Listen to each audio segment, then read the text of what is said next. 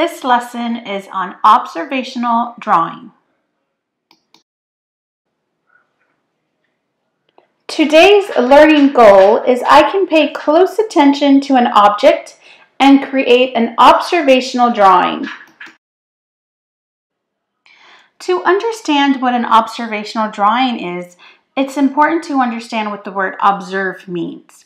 In box number 1, I give you the definition of the word observe.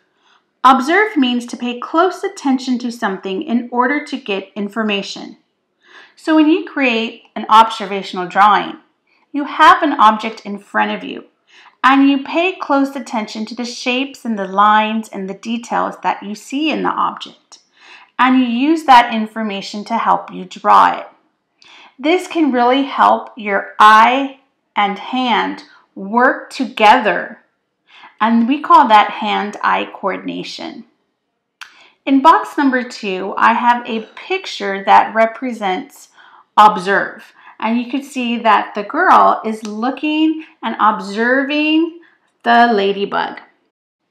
The third box shows you an example of an observational drawing. The person is looking at apples in front of her, and she's looking at the details and the shapes, and she's paying close attention to what she sees when she looks at the apples, and then she's using that to draw. In box number 4, I have 2 non-examples of observational drawing. The boy, it appears that he's drawing some people. Maybe this could be his family. And so he's drawing from his memory of his family. And so that's not observational drawing because he doesn't have his family in front of him. Also, the next one, it's a step-by-step drawing. If you were drawing this, you would just be copying the steps. And so you don't really have anything in front of you that's 3-dimensional that you can really pay attention to the details and then draw from. So let's go ahead and get started on our observational drawing lesson.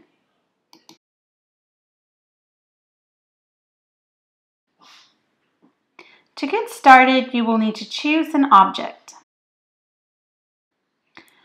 Zephyr has chosen a Ninjago, and Gemma has chosen a horse. Step 1 is to observe. Put your pencil down and take some time to just look carefully at your object. What do you notice? What shapes do you see? Step 2 is to describe your object. What words would you use to describe your object? Pay close attention to the shape of your object. What edges are curvy? Which edges are straight? What do you notice? It's kind of the same like a unicorn. They're smaller than the body, and they'll have bumps so they're not skinny. Can be curly like this, and some can be flat. He has no ears. He has a red suit. He has a little dragon. It's a circle, kind of. One line here and one line here and a whole line right here. Describing can be a bit challenging. You really need it helps you to learn more describing words when you take the time to do this. Step 3 is to air draw. This is when you put your pencil up in the air and you point it to the object.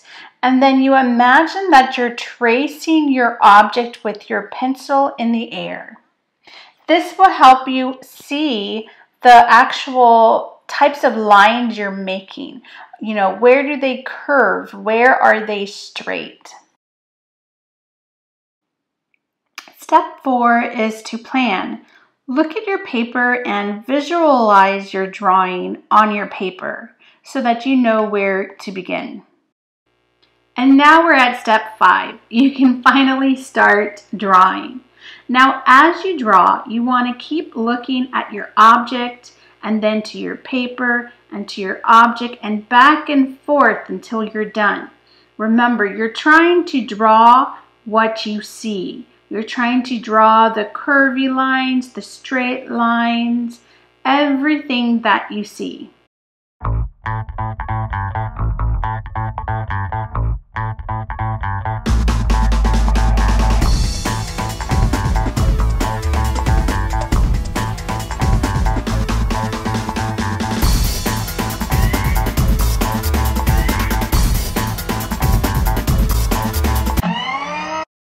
Now I'm going to stop here for a minute.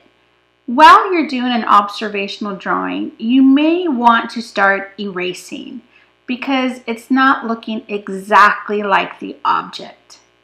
Don't worry about it, especially if this is your first time doing observational drawings. It might even be a good idea to do observational drawings with a pen or a marker. Observational drawing is an exercise.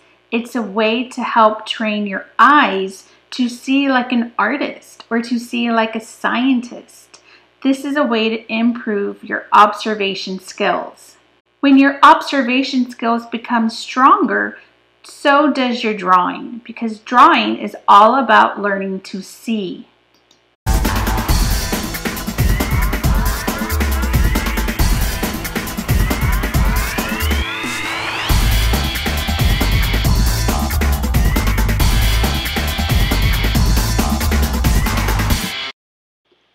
When you're done with your observational drawing, you can color it.